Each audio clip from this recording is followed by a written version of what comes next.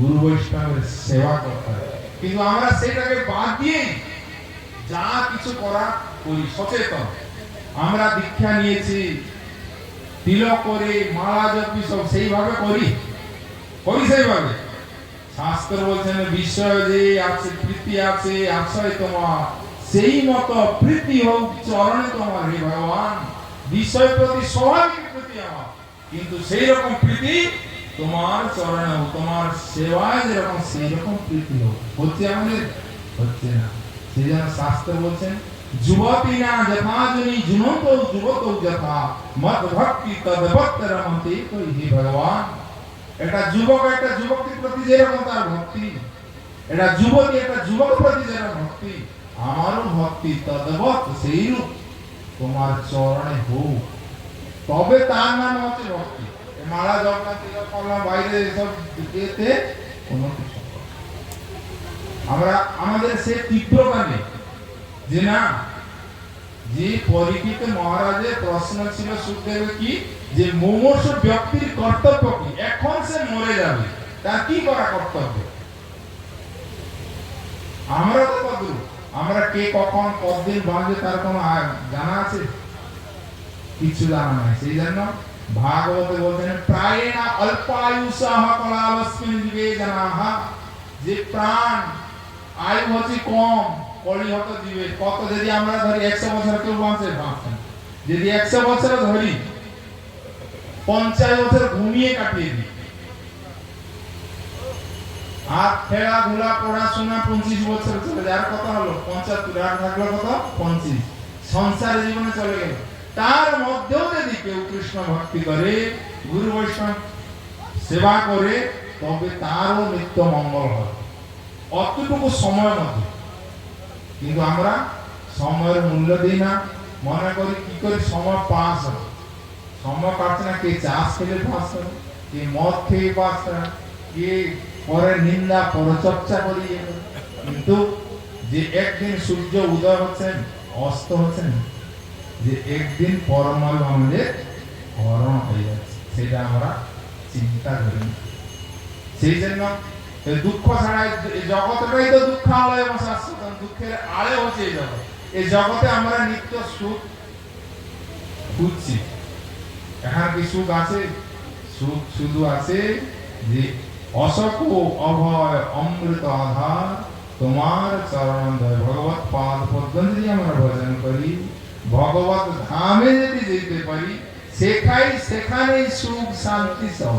আর যেখানে অসুখ, যেখানে নিত্য দুঃখ, সেখানে আমরা খুঁজছি নিত্য সুখ। এখানে কখনো সুখ আমরা পাবো না। আমরা কাউকে সন্তুষ্ট করতে পারি, বাবা ছেলেকে সন্তুষ্ট করতে পারে, স্ত্রী পতিকে সন্তুষ্ট করতে পারে, প্রভু চাকরকে সন্তুষ্ট করতে পারে, কেউ কাউকে জগতে সন্তুষ্ট করতে পারবে না। যদি ভগবান সন্তুষ্ট হন, তাহলে সর্ব জগতেই সন্তুষ্ট হয়। আমরা ভগবানকে বাদ দিয়ে মনে করি সকলকে সন্তুষ্ট করি, কাউকে সন্তুষ্ট করতে পারি না। সেই জন্য মহাপুরুষ কি বলেন, কৃষ্ণ ভুলি সেই জীব অনাদি বলি মুখ, অতএব মায়া তারে দেও সংসারাদি দুঃখ। সেই জন্য আমরা দুঃখ পাই, ভগবত ভজন করি না, মায়া দেবী এসে গলায় ধাক্কা মারে। এই কষ্টটা হয় সেই জন্য যাতে ভগবত স্মরণ হয়, ভগবত নাম করা হয়। সেই জন্য মায়া দেবী আমাদেরকে অত কষ্ট দেয়। কষ্ট না হলে তো কৃষ্ণ পাওয়া যাবে না, কষ্ট হলেই ভগবানকে ডাকা হয়। কেবল যদি বিদ্যুৎ চমকায় কি হয়, যেন প্রাণের ভয়, তখন কি হয়, যারা মার ভক্ত তারা বলবে মা রক্ষা কর, ভগবানের ভক্ত হে কৃষ্ণ তুমি রক্ষা করো। বিপদ আসলেই ভগবান বিষ্ণুকে স্মরণ হয়। সেই জন্য শাস্ত্র বলছেন বিপদ নৈব বিপদম, সম্পদ নৈব সম্পদম। এ বিপদ বিপদ না, এ সম্পদ সম্পদ না। এই সম্পদ মৃত্যুর সময় আমরা নিয়ে যাই না। আর সেই জন্য বলছেন বিপদ কি, বিপদ হচ্ছে বিষ্ণু বিস্মরণম, বিপদ হচ্ছে ভগবানকে ভুলে যাওয়া, সম্পদ হচ্ছে বিষ্ণু স্মরণম। ভগবত স্মরণই হচ্ছে, এটা হচ্ছে সম্পদ। যদি আমরা ভগবত স্মরণ করি, হরি গুরু বৈষ্ণবের নির্দেশ যদি আমরা ভগবানের সেবা করি, তবে আমরা সুখে থাকতে পারব। নাহলে এখানে সুখের কোনো চেষ্টা করলেও এই জগৎ সুখে কেউ থাকতে পারবে না। নিত্য সুখ হচ্ছে ভগবত পাদ পদ্ম। জীব কৃষ্ণ দাস এই বিশ্বাস করলে তো আর দুঃখ নেই। আমরা যে কৃষ্ণ দাস, আমাদের যে কর্তব্য ভগবানের সেবা করা, এইটা যদি আমরা মানি, তবে ভগবান বড় দয়াময়। তার মতো দয়াময় জগতে কেউ নেই। সেই জন্য বলছেন ভাগবতে, অহো বকিং যাও স্তরকাল কুটং, যে বকর ভগ্নী পুতনা ভগবানকে মারার উদ্দেশ্যে গেছিল স্তনে, কালকুট বিষ নাকি, তাকে কি গতি দিলেন? ধাতৃগতি দিলেন। আর আমরা যদি সত্যে সত্যিকারী তার ভজন করব, ভগবান আমাদেরকে চিন্তা করেন কি গতি লাভ করাবে। ভগবানকে যদি আমরা 1 টাকা যদি তার সেবা লাগাতে পারি, সেটা দাঁড়াবে 1 কোটি। কিন্তু আমরা কৃপণ, সব দিয়ে কৃপণ, তার ভজনও করবো না, আছে কিছু তার সেবা করবো না, কিছু করবো না, তাহলে আমরা আপনাদের কার গতি হবে? সেই জন্য সাধু গুরু বৈষ্ণব বাড়িতে বাড়িতে গিয়ে সেই জন্য বুঝিয়ে দেন যে আমাদের কর্তব্য কি?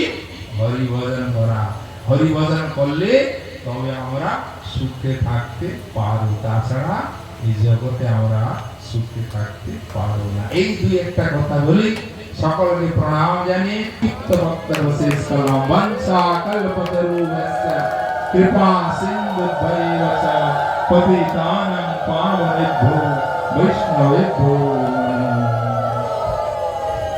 মহন্তের সমাধান। জয় প্রভুপাদ, জয় প্রভুপাদ। প্রণমামি সদা প্রভুপাদ পদম। জয় প্রভুপাদ, জয় হোক। ব্রজপত্তন কি জয় হোক। জয় সচিনন্দন গৌরহরি কি জয় হোক। জয় মাসির বাড়ি চৈতন্য মঠ কি জয় হোক। জয় জয় হোক। বিশ্ববন্দিত আকর মঠরা শ্রী চৈতন্য মঠ কি জয় হোক।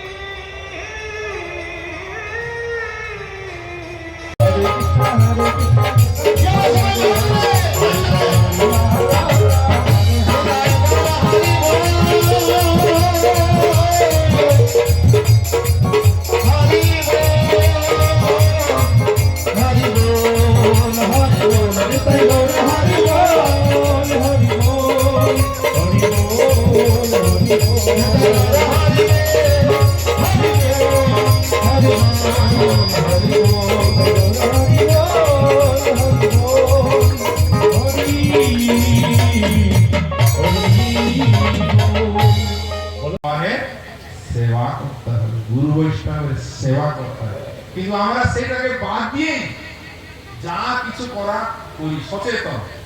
আমরা দীক্ষা নিয়েছি, তিলক করে, মালা জপি, সব সেইভাবে করি সেইভাবে। শাস্ত্র বলছেন বিষয় যে আছে, প্রীতি আছে, আশ্রয় তোমার, সেই মতো প্রীতি হোক চরণে তোমার। হে ভগবান, বিষয় প্রতি স্বাভাবিক প্রীতি আমার, কিন্তু সেই রকম প্রীতি তোমার চরণে হোক, তোমার সেবায় যেরকম সেই রকম প্রীতি হোক। হচ্ছে আমাদের? হচ্ছে না। সেই জন্য শাস্ত্র বলছেন যুবতী না যথাজনী জুনন্ত যুবত যথা মত ভক্তি তদ্ভক্ত রমতে। তো হে ভগবান, একটা যুবক একটা যুবকের প্রতি যেরকম তার ভক্তি, এটা যুবতী একটা যুবকের প্রতি যেরকম ভক্তি, আমারও ভক্তি তদ্ভক্ত সেইরূপ তোমার চরণে হোক, তবে তার নাম হচ্ছে ভক্তি। মালা জপনা তিলক করলাম, বাইরে এসব দিতে কোনো কিছু আমরা আমাদের সে তীব্রতা নেই যে না। যে পরীক্ষিত মহারাজের প্রশ্ন ছিল সুখদেবের কি, যে মুমূর্ষু ব্যক্তির কর্তব্য কি, এখন সে মরে যাবে, তার কি করা কর্তব্য? আমরা তো কদু, আমরা কে কখন কতদিন বাঁচবে তার কোনো জানা আছে? কিছু জানা নাই। সেই জন্য ভাগবতে বলছেন প্রায়েনা অল্পায়ুষাহ কলাবস্মিন যুগে জনাঃ, যে প্রাণ আয়ু হচ্ছে কম, কলিহত জীবে কত যদি আমরা ধরি 100 বছর কেউ বাঁচে বাঁচে না। যদি 100 বছর ধরি 50 বছর ঘুমিয়ে কাটিয়ে দিই আর খেলাধুলা পড়াশোনা 25 বছর চলে যায়, আর কত হলো 75, আর থাকলো কত 25, সংসার জীবনে চলে গেল। তার মধ্যেও যদি কেউ কৃষ্ণ ভক্তি করে, গুরু বৈষ্ণব সেবা করে, তবে তারও নিত্য মঙ্গল হয় অতটুকু সময়ের মধ্যে। কিন্তু আমরা সময়ের মূল্য দিই না, মনে করি কি করে সময় পাস হবে। সময় কাটছে না, কে চাষ খেলে পাস হবে, কে মদ খেয়ে পাস করে, কে পরে নিন্দা পরচর্চা করি।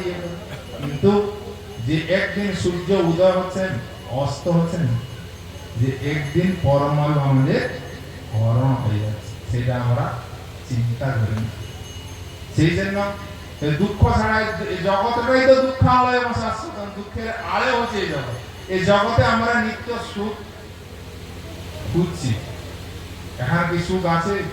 সুখ শুধু আছে যে অশোক অভয় অমৃত আধার তোমার চরণদয় ভগবত পাদ পদ্ম যদি আমরা ভজন করি, ভগবত ধামে যদি যেতে পারি, সেখানে সুখ শান্তি সব। আর যেখানে অসুখ, যেখানে নিত্য দুঃখ, সেখানে আমরা খুঁজছি নিত্য সুখ। এখানে কখনো সুখ আমরা পাবো না। আমরা কাউকে সন্তুষ্ট করতে পারি? বাবা ছেলেকে সন্তুষ্ট করতে পারে, স্ত্রী পতিকে সন্তুষ্ট করতে পারে, প্রভু চাকরকে সন্তুষ্ট করতে পারে? কেউ কাউকে জগতে সন্তুষ্ট করতে পারবে না।